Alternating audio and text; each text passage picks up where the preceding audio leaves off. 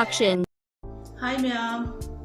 Ma'am ngasi ko ano video ang puto na lakchere ma'am ngasi di ay mitay ki ako gi isay gi inat ki mitay ki dress sa session na lakchere ako ma'am aduga ma'am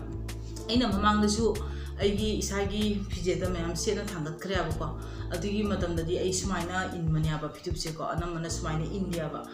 ado ma'am sumaina ngasi in na lakchere ako mitay gi sumaina inay na ko ma'am aduni ngasi in na lakchere ako ado in maduga mamangi ina video da amga ako gi jum sangka bagi jalu buda Canada gi jumda adui matam duga aina mitei inaki phi da sena thangat ki baduga ingono comment ang baga iya ko ss pom nam bai na khoi ina om na hai to khoi mitei gi traditional dress ta ampazare aduga chise gi kano do mai duga khoi mitei gi oiba chandon gumba mutang theoladi phajagadamne na haiba ado ma aina ngasi chandon je isana khara semjaraga thinjabane ma ko ma ado si ka gen tau bana phajan tauna ado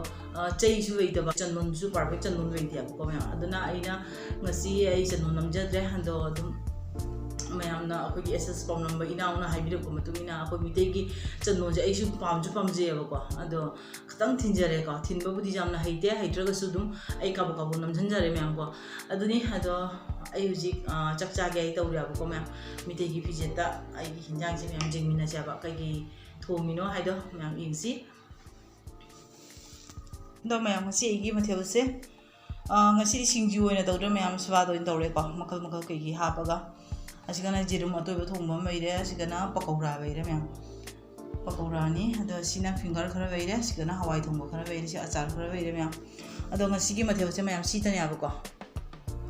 ado mayam ngasi gi special tomato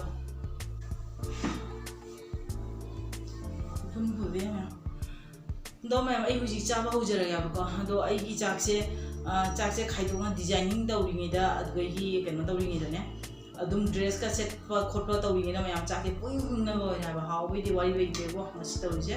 ado mayam si hawai chakse ga wei amu hana mu hajara roi ngasai video nam rabani na dum chana ba tawjara ya ko mayam ado ama ta hayam ge mayam si gi keno se akoi gi keno thong je pakora thong je asi akoi gi kaya ba kit ya oina akoi gi channel ma mai akoi gi mubang to ba akoi pa masa akoi upang ba ya ko macam chawo pha bana ba ko ando magi video su mayam support to view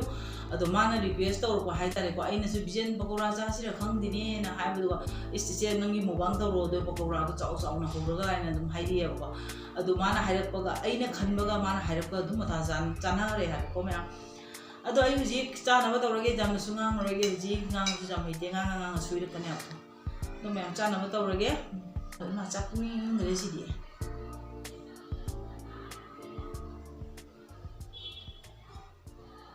hamba kaya na sige pakawra so na ho ge me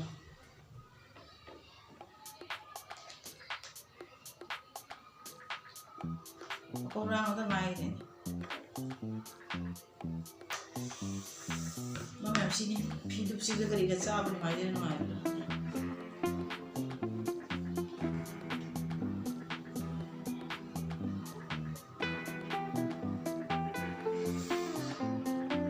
Jangan lupa tombol situ mau ni ya.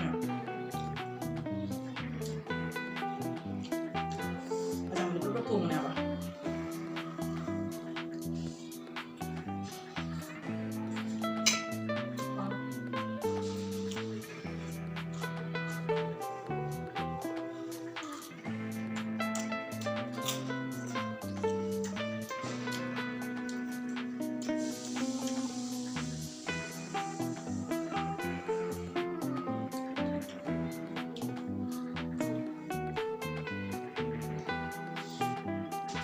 Ada memang ini na kan kosan dulu ya kan, suhu itu mana? Memang ubra udah berapa hanya.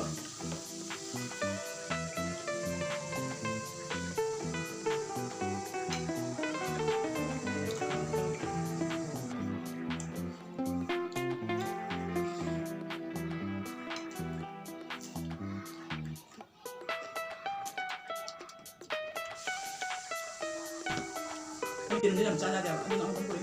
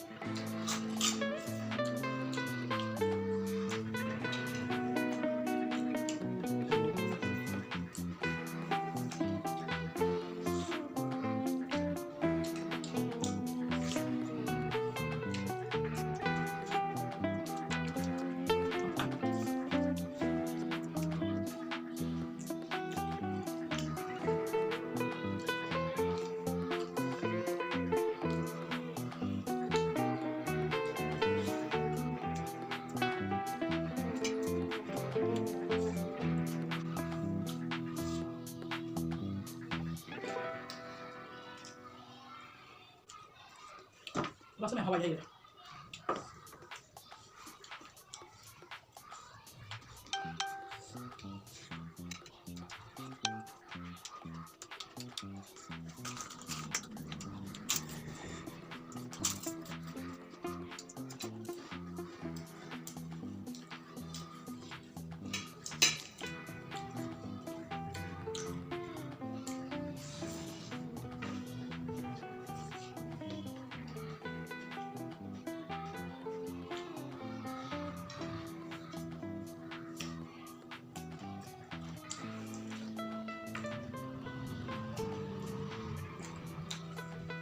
Ăn hò đấy.